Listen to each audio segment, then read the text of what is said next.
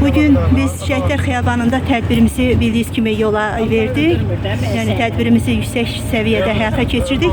Hal-hazırda Elman Çıraqovun bir vaxtlar doğulduğu, yaşadığı, böyüyüb boya başa çatdığı ünvana yollanırıq.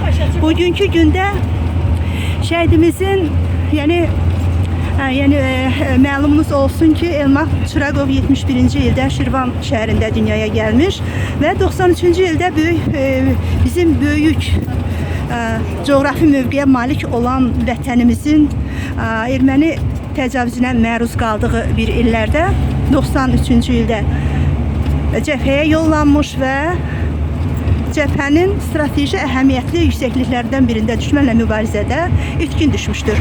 30 illik, bəlkə də daha çox 33-34 illik həsrətə son qoyduqdan sonra itkin şəhidimizin məzarı Tərtər Şəhidlər Xiyabanında aşkarlandı və ötən ilin bugünkü günündə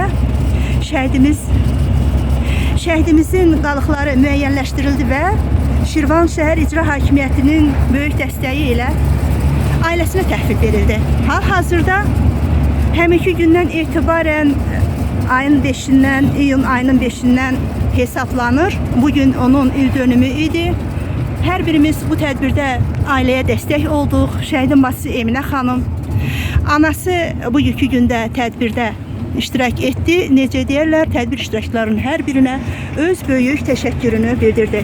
Mən də redaksiyamız adından, Şərqin Səsi qəzetinin redaksiyası kollektivi və rəhbərliyi adından tədbirdə iştirak edən hər bir kəsə öz təşəkkürümü bildirirəm və şəhidimizə Abil İslamın qələmindən çıxan bir türlü nida ilə rəhmət diləyirəm.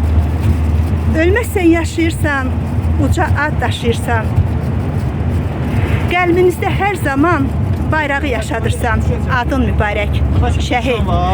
Bugünkü gündə şəhidimizin adına mübarək deyirik və Allahdan şəhidimizə rəhmət diləyirik. Sağ olun, bu mən idim Həmidə Fazil qızı, Azərbaycan Jurnalistlər Birliyinin üzvü, eyni zamanda Şərqin Səsi qəzetinin Şirvan təmsilçisi. Sağ olun.